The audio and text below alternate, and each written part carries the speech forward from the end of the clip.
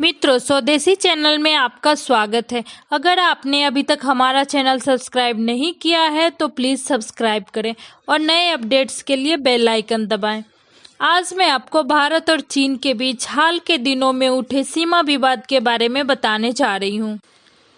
तो दोस्तों, आपको ये बता दें कि इस मई महीने की शुरुआत से ही लद्दाख में भारत और चीन के सैनिक आमने सामने हैं। चीन की ओर से पहले यहां घुसपैठ की कोशिश की गई, जिसके बाद दोनों देशों के सैनिकों में झड़प हुई और हाथापाई तक नौबत पहुंच गई। इसके अलावा चीन की ओर से लद्दाख के पास सैनिकों की संख्या बढ़ाकर 5,000 के करीब कर दी गई। साथ ही वेश बनाने की खबरें भी आई है। तभी से दोनों देशों में तनाव जारी है। जवाब में भारत ने अभी तक लद्दाख में सैनिकों की संख्या को बढ़ाया है और कदम पीछे ना हटने की बात कही है। जहां चीन को हिंदुस्तान ने चारों तरफ से घेर लिया है। भारत के प्रधानमंत्री नरेंद्र मोदी ने एक ऐसा चक्रव्यूह बनाया है जिसमें से निकलना चीन के लिए मुश्किल ही नहीं नामुमकिन लगता है, क्योंकि ये घेराबंदी सिर्फ लद्दाख में सेना की टुकड़ी भेजने तक नहीं बल्कि उससे कहीं ज़्यादा आगे तक की है। कोरोना वायरस को विश्व में फैलाने के लिए चीन को जिम्मेदार ठहराया जा रहा है। चीन हमेशा अपने खुराफातों की ऐसी चाल चलता है कि दूसरे देश उसमें फंसकर चक्कर गिन्नी बन जाएं। चीन एक ऐसा देश है जिसकी दोस्ती किसी को नहीं दिखती, लेकिन दुश्मनी साफ साफ प्रकट हो जाती है। लेकिन प्रधानमंत्री नरेंद्र मोदी ने तय कर लिया है कि वो चीन की किसी भी चाल को कामयाब नहीं होने देगा। प्रधानमंत्री ने ऐसा चक्रव्यूह बनाया है जिसमें से निकलना चीन के लिए असंभव होगा। उस चक्रव्यूह का सबसे बाहरी व्यू है सामरिक, उसके अंदर का व्यू है कूटनीतिक और फिर उसके अंदर का व्यू है आर्थिक।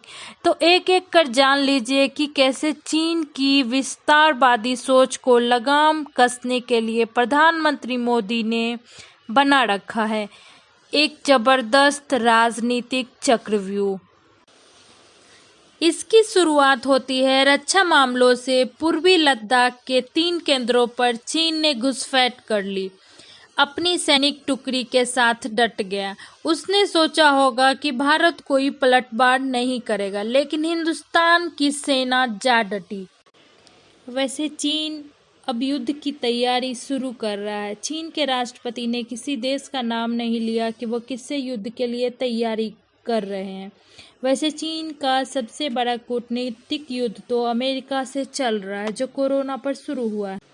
लेकिन जब चीन की हरकतों पर भारत ने अपने तेवर करे किए तो अमेरिका को भी लग गया कि हालत बदल रहे हैं। ट्रंप ने ट्वीट किया कि हमने भारत और चीन दोनों को सूचित किया है कि उनसे तीखे सीमा विवाद पर अमेरिका मध्यस्थता करने को तैयार है। वहीं प्रधानमंत्री मोदी ने रक्षा मंत्री राजनाथ सिंह, राष्ट्रीय सुरक्षा सलाहकार अजीत डोभाल और chief of defence staff general Bipin Rawat के साथ बैठक करके तय कर लिया है कि चीन जिस भाषा में बात समझता है उसे उसी भाषा में समझा दिया जाए। चीन को घेरने के लिए प्रधानमंत्री मोदी के चक्रव्यूह का तीसरा व्यूह आर्थिक मोर्चा है।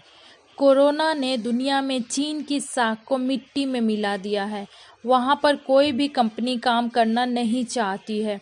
अमेरिकी राष्ट्रपति डोनाल्ड ट्रंप पहले से ही दुनिया से कह रहे हैं कि चीन से अलग थलग कर देना है, लेकिन प्रधानमंत्री नरेंद्र मोदी ने बिना कहे ही बहुत कुछ इशारा कर तब कह दिया जब उन्होंने भारत से आत्मनिर्भर होने को कहा। आज दुनिया में मैन्युफैक्चरिंग का सबसे बड़ा हब चीन है, लेकिन कोरोना से उसकी ये ताकत टूटने वाली है। कोरोना से पैदा हुई दिक्कतों के बीच दुनिया की करीब 1,000 कंपनियां भारत में अपनी फैक्ट्रियां लगाना चाह रही हैं। इनमें मोबाइल, मेडिकल डिवाइस, कपड़ा, सिंथेटिक फैब्रिक और इलेक्ट्रॉनिक्स से जुड़ी कंपनियां हैं। ये कंपनियां भारत को वैकल्पिक मैन्युफैक्चरिंग हब के रूप में देख रही है। दूसरे देशों में चीन का माल बिकता है तो उसकी जेब मजबूत होती है। भारत की नई रणनीति यही है कि कोरोना काल में चीन से कंपनियों की नाराजगी का फायदा उठा लिया जाए। चीन के साथ आज पाकिस्तान जैसे इक्के दुक्के देश को छोड़कर कोई खड़ा नहीं है, जबकि भारत की ताकत वैश्विक दोस्ती के मामले में भी बढ़ रही है। आज के वीडियो में इतना ही। और भी लेटेस्ट अपडेट के लिए प्लीज़ सब्सक्राइब करें। धन्यवाद।